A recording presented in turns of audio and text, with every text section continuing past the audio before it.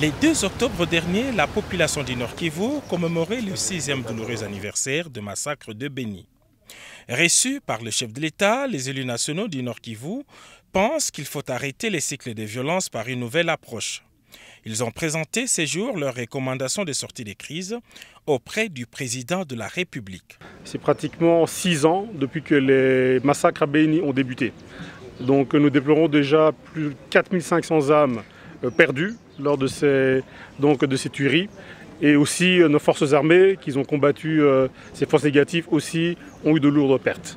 Donc tout d'abord, on transmet déjà ici, en tant qu'élus du peuple, en tout cas nos sentiments de compassion et je dirais d'unité et de solidarité avec nos populations qui vivent cette insécurité permanente.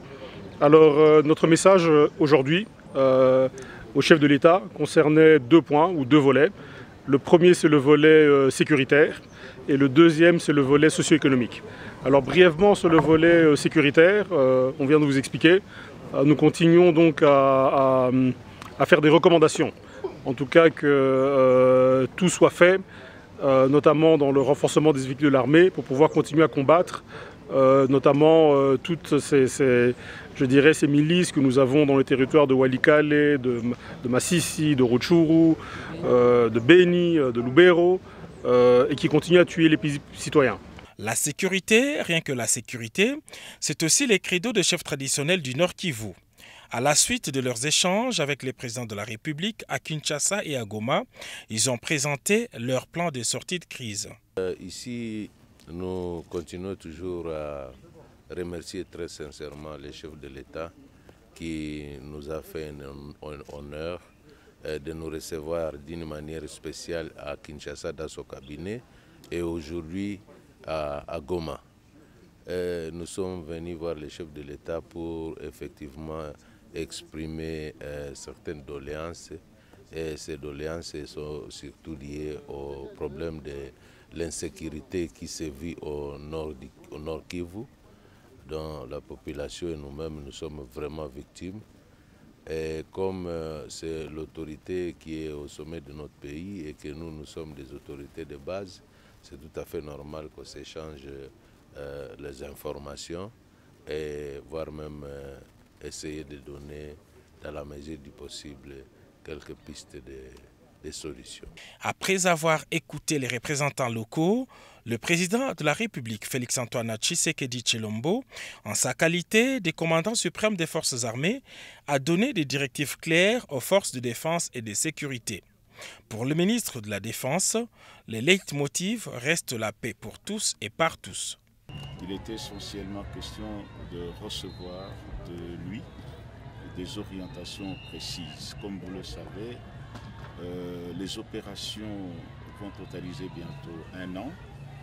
Des grandes opérations, des opérations de grandes envergures qu'on a lancées à Béni, mais aussi qui se poursuivent dans la côte. Il y a des avancées significatives. Vous voyez par exemple, lors de notre caravane, on a constaté que la route Mbao-Kamango est ouverte uniquement par l'armée. Nous avons visité tous les sanctuaires des ADF désertés par eux et occupés par l'armée, mais nous devons aller plus loin. Avec l'ambassadeur américain Mike Hammer, le chef de l'État a aussi évoqué la participation des partenaires traditionnels de la République démocratique du Congo pour le rétablissement de la paix dans notre pays.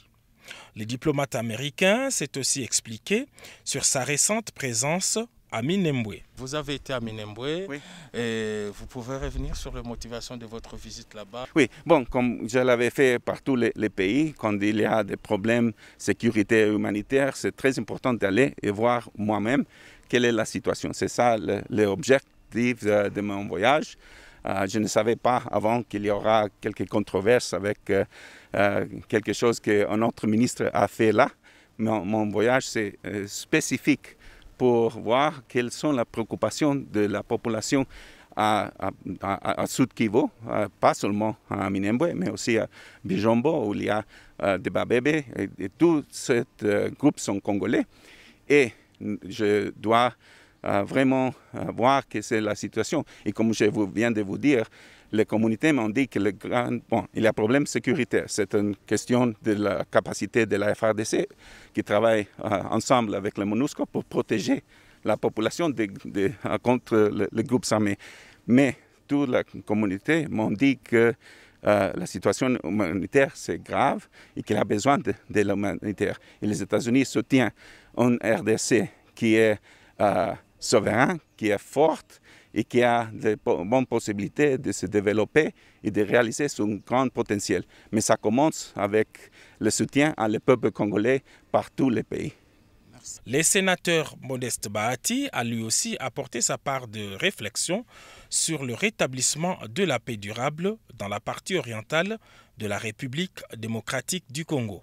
Comme vous le savez, il y a plusieurs sujets brûlants, notamment les sujets liés à la paix et à la sécurité, les questions politiques, mais également les questions de développement. Et donc nous avons passé en revue toutes ces questions-là.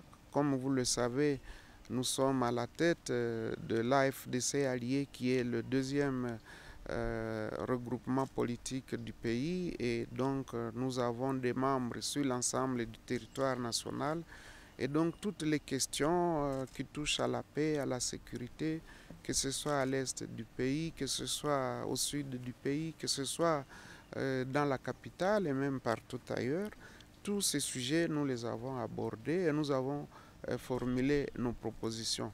Nous avons dit que nous allons également nous pencher sur les questions de développement parce qu'il ne faut pas que les acteurs politiques passent tout leur temps rien que à se chamailler.